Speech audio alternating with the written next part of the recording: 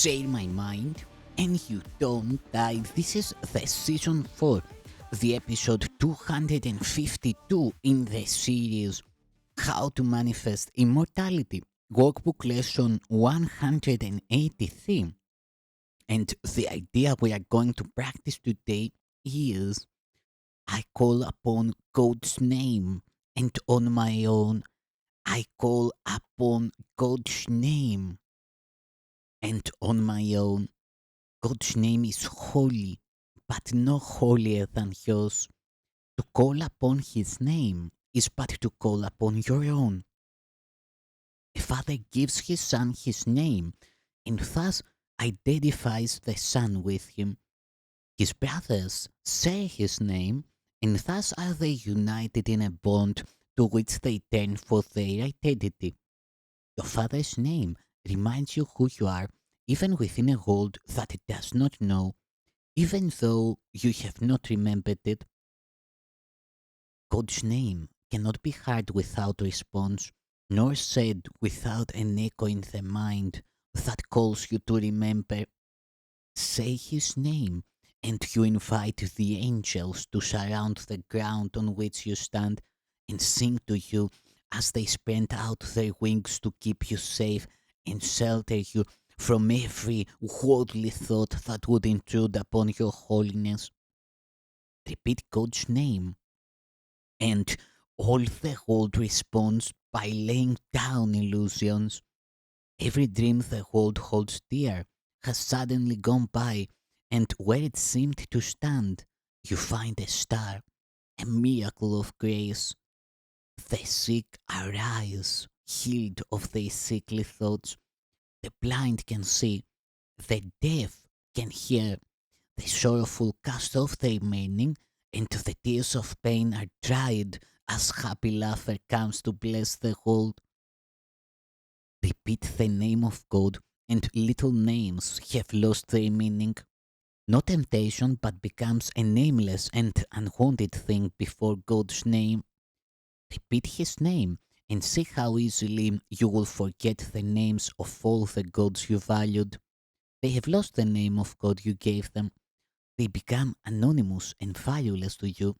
Although before you let the name of God replace their little names, you stood before them worshipfully, naming them as gods. Repeat the name of God and call upon yourself whose name is His. Repeat His name, and all the tiny nameless things on earth slip into right perspective.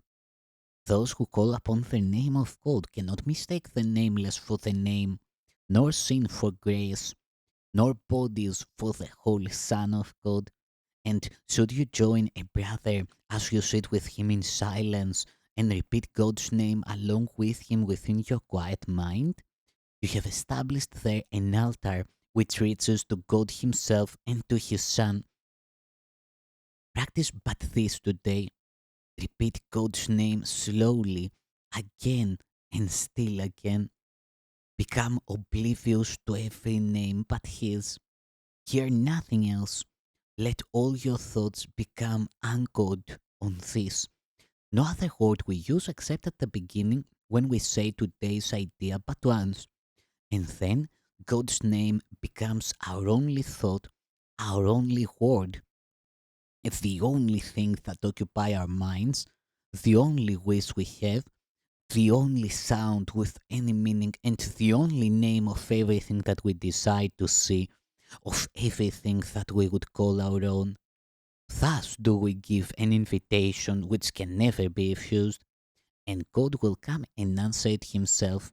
Think not He hears the little prayers of those who call on Him with names of idols cherished by the world. They cannot reach Him thus.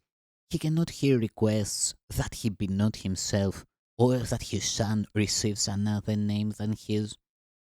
Repeat God's name, and you acknowledge Him as sole creator of reality. And you acknowledge also that His Son is part of Him, creating in His name. Sit silently and let His name become the all encompassing idea that holds your mind completely. Let all thoughts be still except this one, and to all other thoughts respond with this, and see God's name replace the thousand little names you gave your thoughts, not realizing that there is one name for all there is and all that there will be. Today, you can achieve a state in which you will experience the gift of grace. You can escape all bondage of the world and give the world the same release you found. You can remember what the world forgot and offer it your own remembering. You can accept today the part you play in its salvation and your own as well, and both can be accomplished perfectly. Turn to the name of God for your release, and it is given you. No prayer but this is necessary, for it holds them all within it. Words are insignificant, and all requests are needed when God's Son calls on his Father's name. His Father's thoughts become his own. He makes his claim to all his Father gave, is giving still, and will forever. He calls on him to let all things he thought he made be nameless now, and in their place, the holy name of God becomes his judgment of their worthlessness.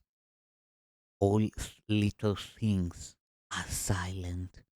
Little sounds are soundless now. The little things of earth have disappeared. The universe consists of nothing but the Son of God who calls upon his Father, and his Father's voice gives answer in his Father's holy name. In this eternal, still relationship in which communication far transcends all words and yet exceeds in depth and height whatever words could possibly convey, is peace eternal. In our Father's name, we would experience this peace today, and in His name it shall be given us.